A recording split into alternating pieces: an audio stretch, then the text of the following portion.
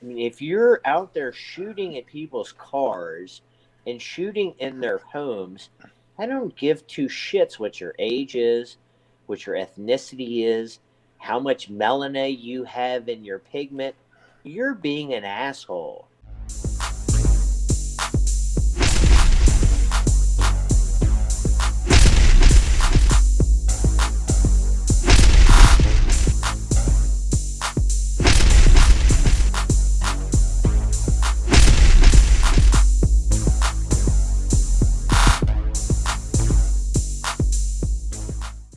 Welcome to Pull a Pin Already, a place where average veterans come to share their opinions on the world we live in. We can't guarantee you're going to like our opinions. Hey, but we promise we're going to enjoy giving them to you.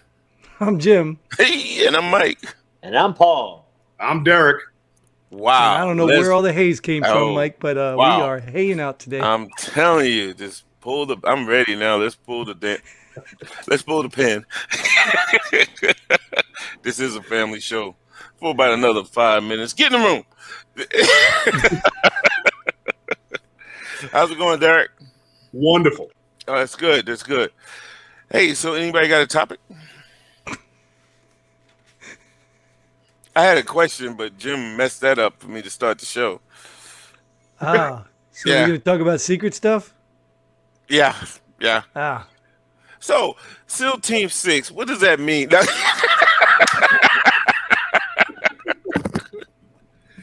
Of course, while we're live. Right. So what's the most classified thing you've heard? Yeah. Mike, just putting you in there for failure. Come on, there's got to be something you want to talk about burning today, right? Yeah, I'm going to ask Derek. So with everything going on in America, you have anything that you want to talk about? Oh. Try to narrow it down to one thing. Okay. Yeah. One topic. We've already had a big thing about one topic. I'm going to be honest with you. I'm a better responder than an initiator. How's that working, the SEALs team? Yeah. You're the guy in front or the guy in back? Okay. Well, the Navy is back. As a support guy with the SEAL teams, it was whenever we were allowed to play. That must be heartbreaking. He just went right with that one. I like that. Yeah. Tell me, are you a big supporter of law enforcement? Well, I'm a big supporter of law enforcement. Classic line, listen, we've got great men and women that are out there doing what they're doing. Okay?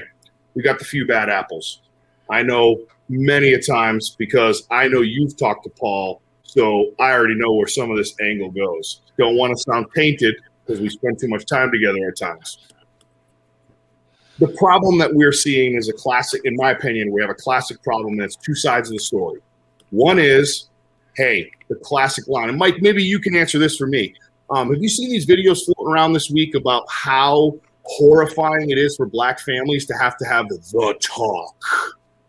No, I haven't seen no videos. So there's a lot of videos going around about how black families have to have the talk.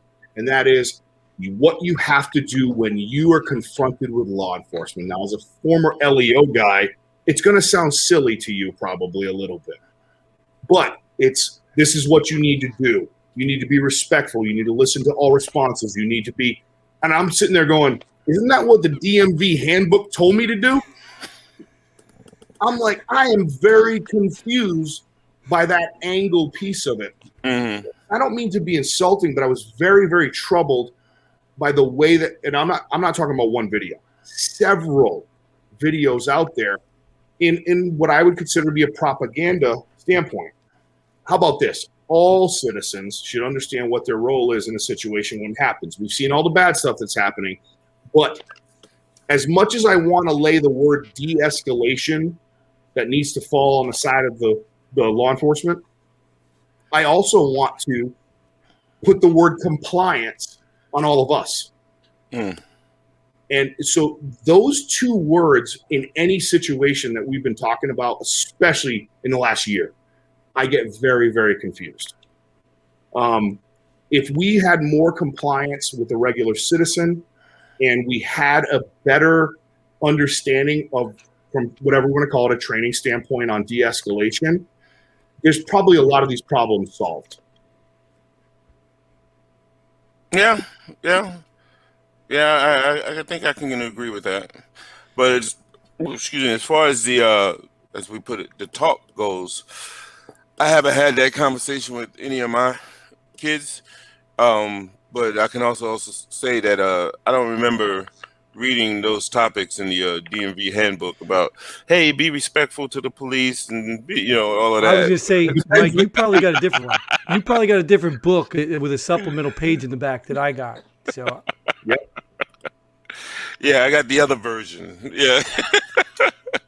But no, I get it. But it's something that I had a conversation with somebody about yesterday and today. Not to talk, but with what I'm about to say. It's a lot of times I get it, but just because I get it doesn't make it right. And the thing that I see is I don't believe in the hey, if you were just compliant,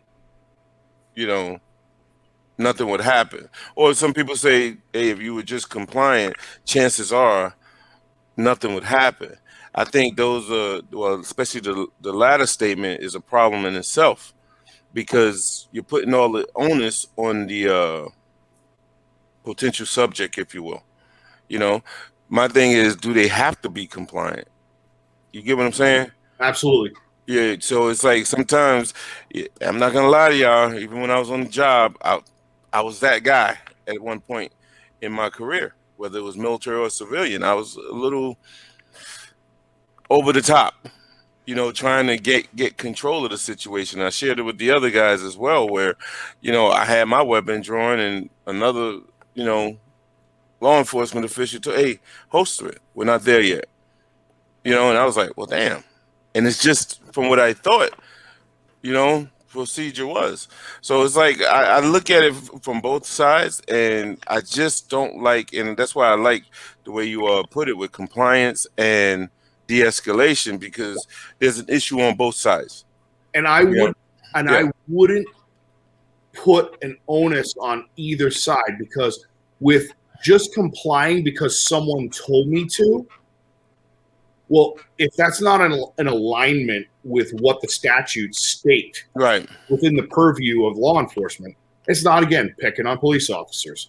We've seen it, right? And I know it's been brought up, but the incident in Windsor, Virginia, with the cop and the Army lieutenant, right? Literally, the night that they released the video, I passed by that gas station. Wow. Because I was driving back towards where we're at. And so, not to get all whatever, corny, but I was like, dang. I was like, what is the threat out here of a gentleman in uniform?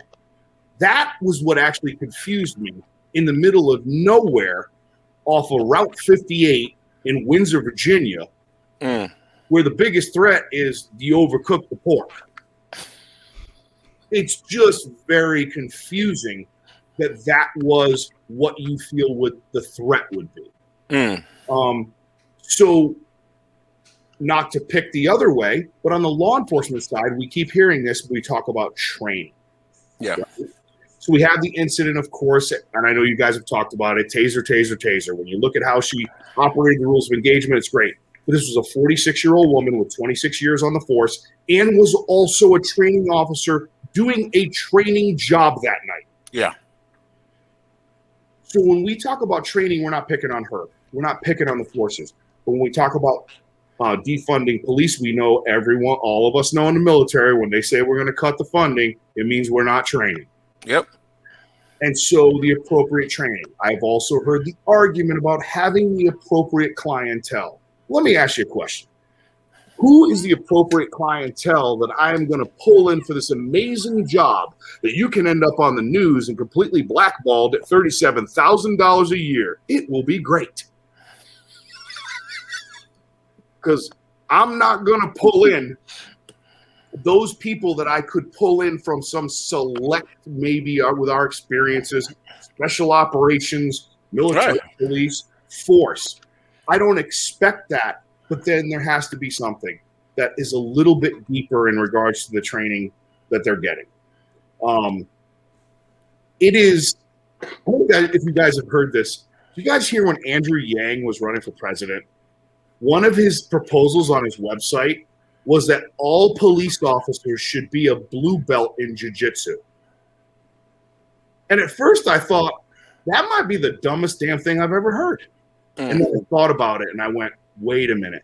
See, if you can get to a level in a particular art like that, you understand body control. Understand that you don't want to end up in a conflict with such. And so in my interpretation, not what was on the website, deconfliction equaling understanding where something could go south actually probably could bring some balance. So how are we doing it? Are we just doing our training of traditional, law enforcement and how schools are? Well, I don't know that that's working. Again, unfortunately, it's these outliers. There's such awesome men and women that are doing what they're doing. But we've all been part of organizations, the military, that we get out of and we go, what the hell did we do all that for? Did they just take Ramadi back? Because I just lost like 2 years of my life and I'm so mad right now. So we enter those purposes. I can't imagine what it's like to police your community. And I know Paul's really big about community. But see, we got so many communities now where you're actually not policing your community.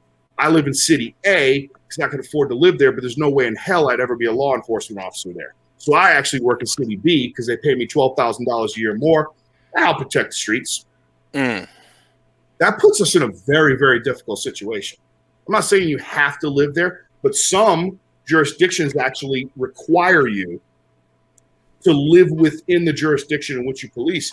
And if we don't get to a place where, let's go back to a combination of compliance and de-escalation, of understanding where you are, the streets, the community, the neighborhood, the village, whatever the heck it is. I don't care about the size. Then we are in a really tough spot because you don't have ownership. And I know it gets a little bit tug at the heartstrings. However, if we instilled a little bit about the words that came out of my mouth into a lot of the communities that we know are hot topics right now, we probably wouldn't have the problem we do. Chauvin and Floyd had a ton of history together. A ton of history together in comparison to what is law enforcement. Do I believe that played into it? Unfortunately, it did. It absolutely did. Frustrated of dealing as a police officer with the same dude, with the same problems, with the next thing, with the whole, and you become desensitized. When you become desensitized, I can't speak to Officer Chauvin's ownership within the community of that particular area of Minneapolis, but I have to assume it wasn't a lot. And it was a shift, and it's the same dude, and it's a guy, and we make a horrible decision to how we're going to take care of this situation and de-escalate it, regardless of whose fault it was. Right. So, again, could I sit there and pick apart the situation of how I feel? Yeah, but my real passion is an overarching passion. A combination between, again, those two things, compliance, de-escalation, but really understanding my community would have made a humongous difference. I agree 100%. And that's why I say I appreciate it, because normally you're always hearing it from one side, whichever side it is. And they're so one-sided that they're blinded by anything coming from the other. And that's what I don't like. And I see it a lot in this country. And not only on this topic, it could be almost anything. I'm so glad you said that. So if someone were to ask me, let's say last November 3rd, where I stood on things, I'm going to tell you my answer, guys. If you're telling me the United States of America, one of the greatest countries to ever exist in what we know as written history in the world, that my two options were two borderline octogenarians whose balls hang to their knees, one's incompetent, the other one is just in business, this is a sad state of affairs. Because you cannot tell me, with the amazing things we see in business and in some cases politics, and in some cases other things that are going on in this country, that the two options that you're telling me are the best representatives were the two people I had a choice of. That is the antichrist of Facebook, where you got to choose the red and the blue and you have to choose a side. That's baloney. The majority of us are purple.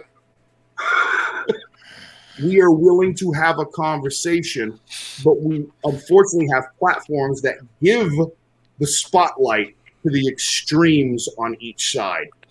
Guess what, Mike? We have never physically met each other. I bet you we'd have dinner together. Especially if you're buying.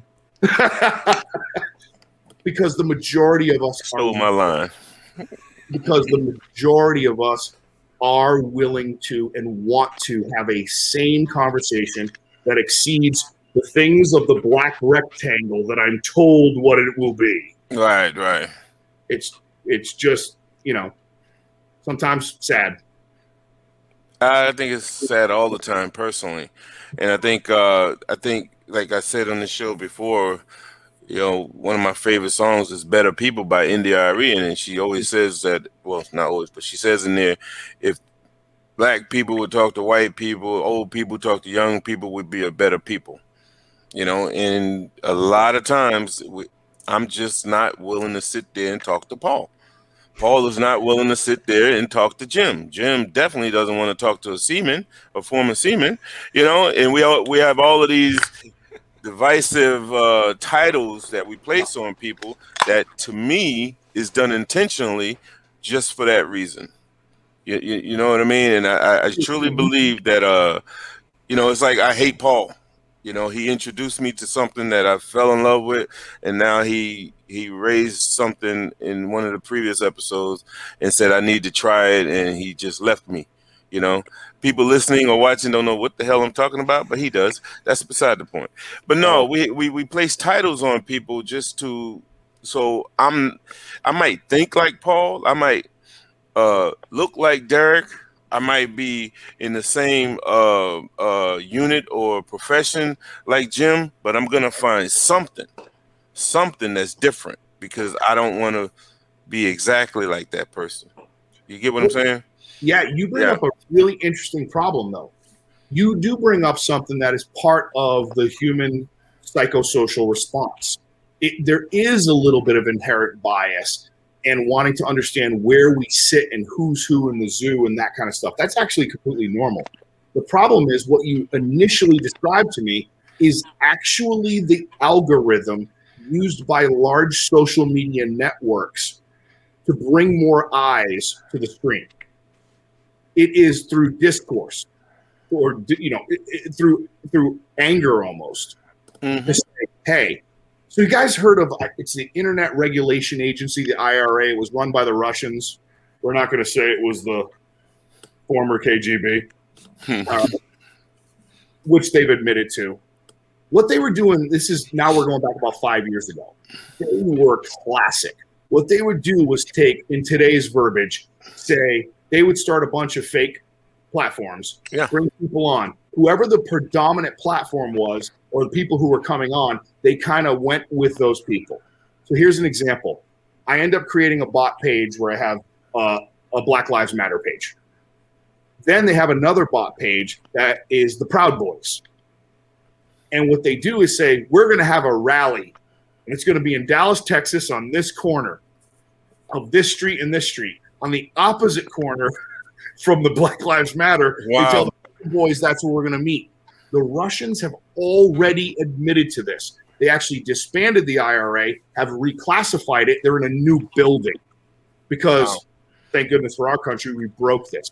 This is literally one of the avenues you can do this, is running off of the spirit of what you said. This spirit of discourse and trying to separate people. I can actually have physical, not just evidence, but I can have physical displays of people falling for this algorithm. And I keep saying algorithm, but if you've never seen the documentary Social Dilemma, and it breaks down the algorithm, and it's everything, Mike, that you just expressed to me. It's on purpose because the longer your eyeballs are on the screen, hey, this is a tough one, man. The four of us would like eyeballs on the screen because we want to talk to our brothers and sisters out there that fall in alignment with where we stand and where we feel.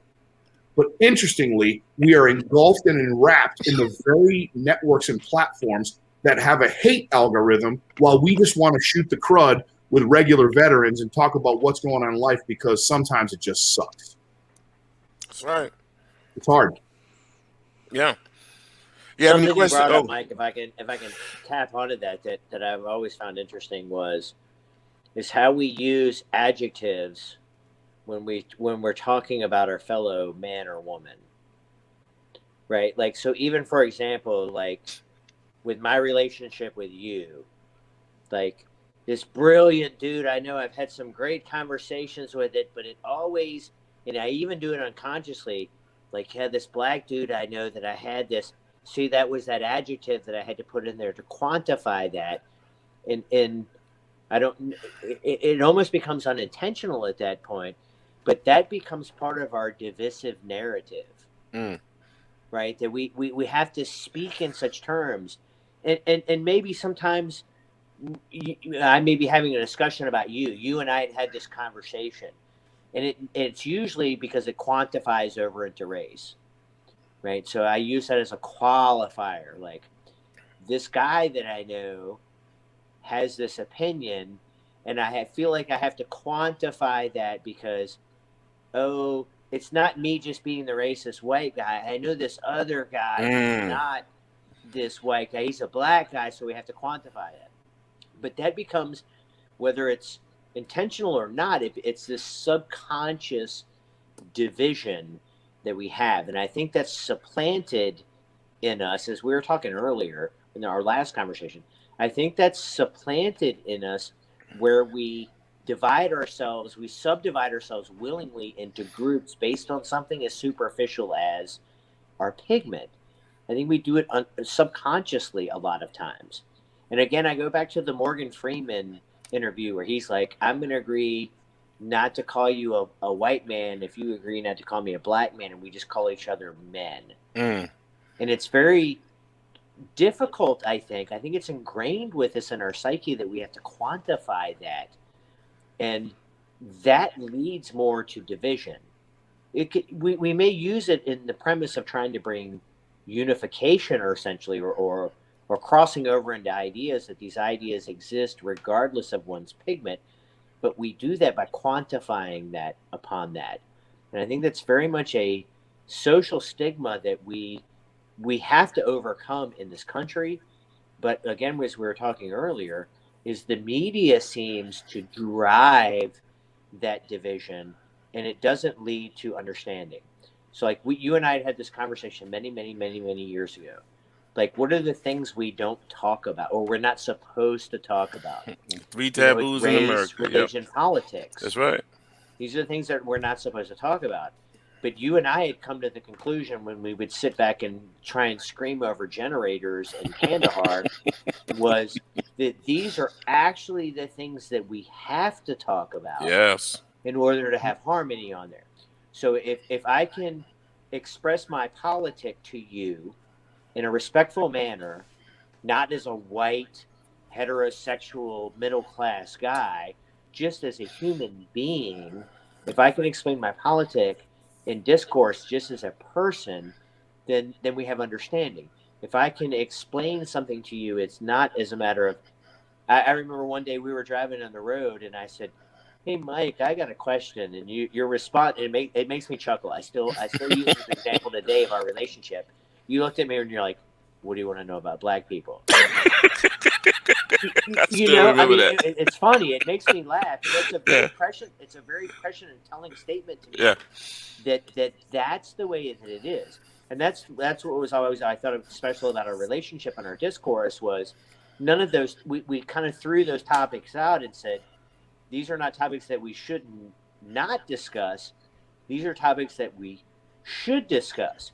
Because if we discuss those topics as an understanding of people, regardless of those things, then we come to an understanding and we have harmony amongst the two of us, or the multitude of us. And so I think that it's pushed to us that we're not supposed to talk about these things. And I almost think it's intentional so that it keeps us divided. Yes, I agree. So can I clear the record real quick? Because I don't use those adjectives. I just say I do this show with this ugly dude. Still an adjective. Damn it. I knew it. I knew I should have stayed in school. Hey, so Jim, you bring up a great point. I'm going to ask a very superficial question. What the hell, Derek? Seriously? What? He brought up a great point that he does a show with an ugly dude. That's No. Hold on, Mike. I'm going to go there. I had 2 points that I wanted to bring up. okay. Jim helped me to bring up a third one. I'm going to bring the third one first so we can get it over with. Okay. We get subdivided. We are literally broken up right now on a screen in quadrants. Correct? Yeah. 3 pretty guys, 1 ugly guy. That's number 1. I said I'm out. Who? He's got great hair, though. Second, on a serious note, the 2 things I wanted to bring up, Mike, going off of what Paul said, he brings up a great point. Here we sit in a quadrant with 3, quote unquote, white guys and 1 black guy. Well, wait a minute. There's also a red moniker below us that says Army, Army, Army, Navy. So, Mike, which one of us is the minority? Because it depends on who you ask. We're taking the ugly out. Taking ugly out. Yeah, Ooh, that's You're a hard safe, one. Mike. Oh wait, Mike, you might have had a double whammy there. I don't know. I know. Paul's gone. No, but on a serious note, though, it's actually, to me, it's a ridiculous question because I believe it can be interpreted as representation of how crazy this is. Right. I sure as hell do not feel intimidated, threatened, not because I'm a white guy, around 3 Army guys as a Navy guy, nor in this, at least this realm, if you don't mind me assuming, nor do you if we use the moniker of color to be the problem, because of the reasonability to have open conversation and understand that there's a little bit of a trust factor. And heck, I'm the new guy. I mean, your trust factor for me, Mike, should be about this big. All right. So I can tell you what else that matches, but I'm gonna keep it family hey, friendly. Paul Hey, can hear us, guys. whoa, Paul we can getting away hear with us. stereotypes. I was telling his IQ. His IQ. I don't know where you're going, Paul.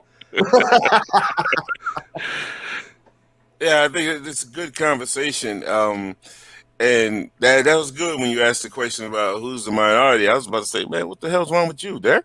Duh. But when you use the services, And by the way, yeah.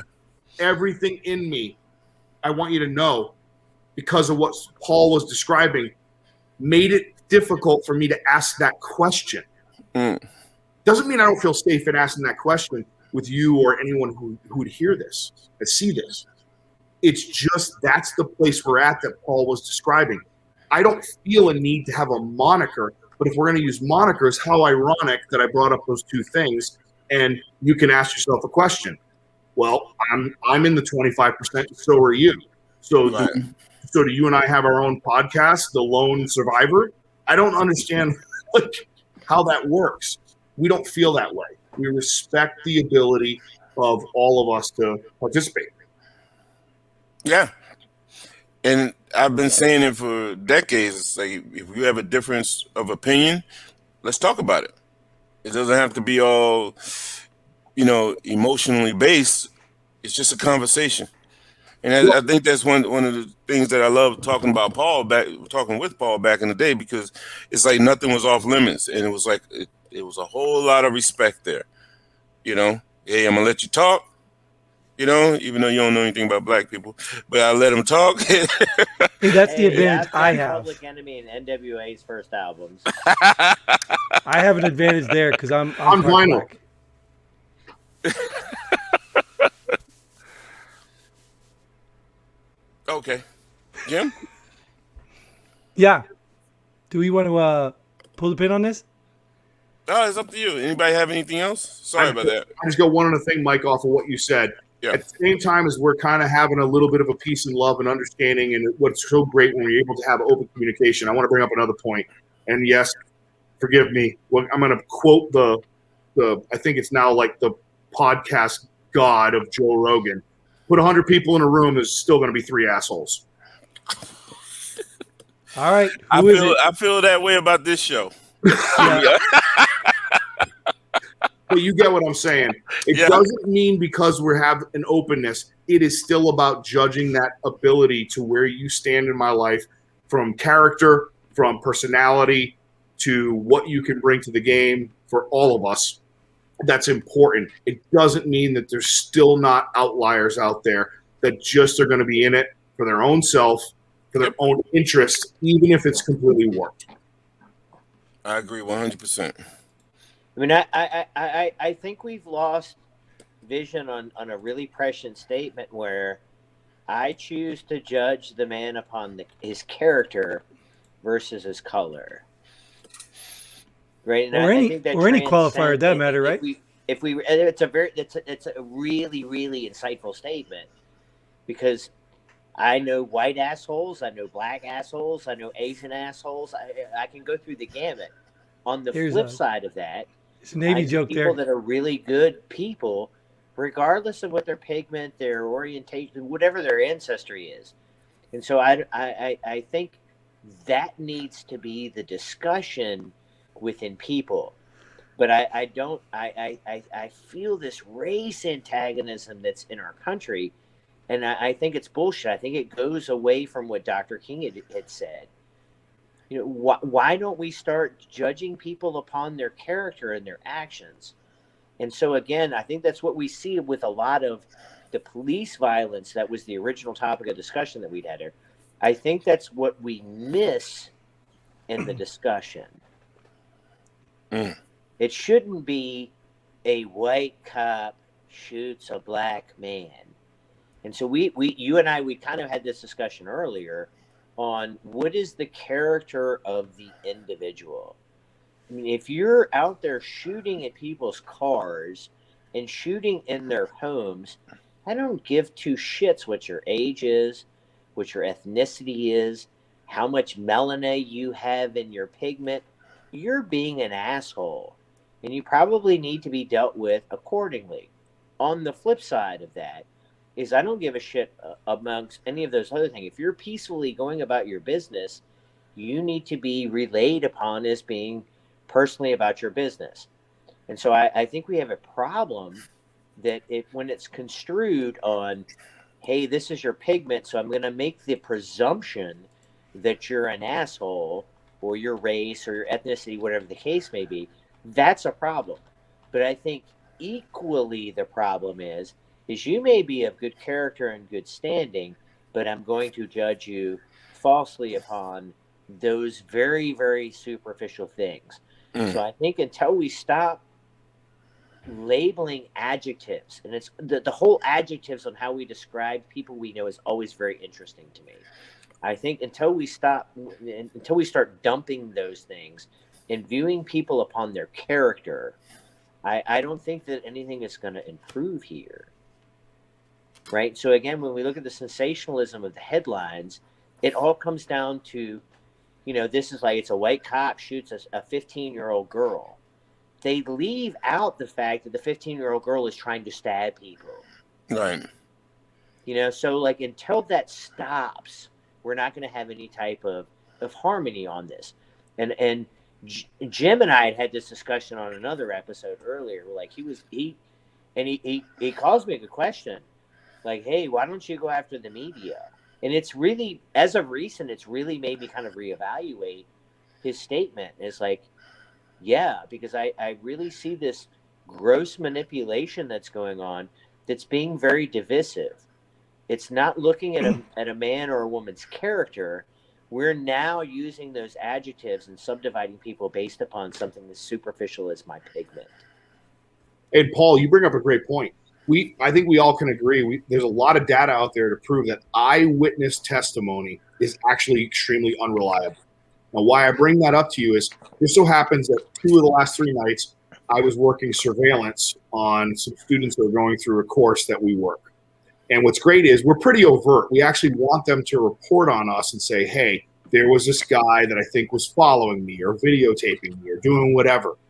And one of the reports came in because the guy who runs the surveillance came over and he goes, Derek, I have a compliment for you. I was like, what's that? And he's like, you were described in blank vehicle, which was correct, as a mid to late 40s white male, which was correct, of medium build. I am 6'2", 275. So even when we're in a course, in this example, required to use the adjectives, we just proved the point that eyewitness testimony is horrific. Yeah. The other thing I want to say, Paul, going off of what you said, brother, I actually very, very much struggle. And I don't know where we are, Jim, so I don't want to put you under any stress here, buddy. But Paul brings up a great point, and I just feel remiss to not bring up the LeBron James tweet. Did you see this?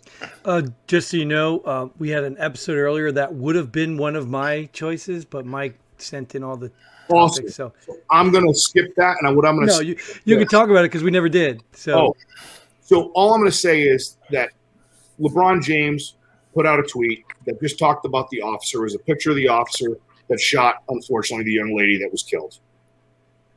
What I was confused by, and I'm not necessarily posing this as a question, but I am, is I think it is awful, Paul, I'm going to go back to adjectives, that a white police officer shot a young black teenage girl while saving a young black teenage girl. Forgive me for saying this, but Mike, I don't know what to do with this. I'm not qualified. Emotionally, drop the adjective.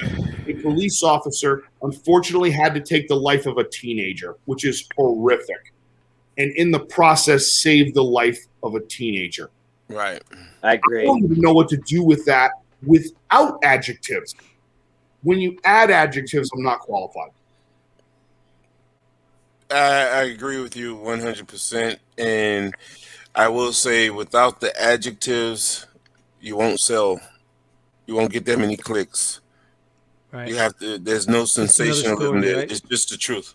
Now, I'm not going to say it's just another story, but it's just the truth.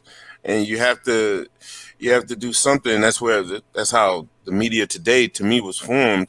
You have to sensationalize. Before, it used to be you have to lie. They would lie about things, but now they tell the truth, but they spin it. They twist it just a little bit. They sensationalize, all to get the one up on their competitors. And that's why we are where we are today. I love that you said a little bit. That's cute. And because of where we are, we're going to need to wrap this up. So do we want to at least give him a chance to pull the pin on something? Oh, yeah. Yeah. Because he's a new guy here. He hasn't been on a show. So normally when we do the show, we pull the pin or give a person of the week or a shout out. I'm not going to take up all of our time, so we'll give you the honor of doing one tonight. You got something you want to pull the pin on, just do away with, or somebody you want to shout out or person of the week? Jim, I'm going to be honest with you. I think I've spoken enough tonight. The hell? We got another Navy guy in the house, right? Yeah. This is a Navy thing, I think. Yeah, Dad Brian always does that. Maybe it's unfair because he hasn't seen us do it. So maybe, Mike, did you have something? No, I came totally unprepared tonight. I don't have anything. All right. Well, we'll let them all off the hook then. Let's just close this out. And just thank Paul has something. Oh, Paul has something. I do. I want to pull the pin on media manipulation of the emotions of the American people that tried to divide us against each other. I'm going to say all those assholes that do that stuff, like ingest the satchel of Richards and leave us alone and let us live in harmony. Yes. And I want to know how they sleep at night. So thanks, guys, for joining us. This. Oh, he wants to pull talk the pin. again. And for all the great things that one may do, it only takes that one mess up, and that's it, dude. You got to own it, right? So I'm going to pull the pin on LeBron James. A lot of respect to him and everything he's doing in the communities, blah, all that stuff, blah, blah, blah. Got it. I got it. I thought you were one to get all the facts before you jump in there like that, and he didn't do that. And he reminds me of that damn attorney Crump who did just that. And I always looked at LeBron being a lot higher than that guy. That guy's a POS to me. But LeBron, he wasn't there, but in this instance right here, I had to put him on the same level as that guy. So for everybody who does that, I just like to pull a pin. Yes. And unless anybody else wants to interrupt the closing, I want to pull the pin on the show. Thanks again for joining us, guys. Thank you guys all out there for putting up with us and listening to us. Hope you got something out of it. Hope you come to join us in the future. PullThePinAlready.com. You can leave a comment, join, like, subscribe, all that fun stuff. Until then, Godspeed. Hey, and pull the pin.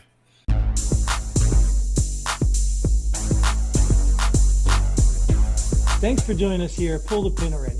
We hope you had as much fun as we did. If you like what we do, go ahead and hit that like button and share this video with a friend. Don't forget to subscribe and hit that bell button so you don't miss out on any of our future episodes. But most importantly, leave a comment below. Let us know if you agree or disagree with our opinions. Hope to see you here next time on Pull the Pin Already.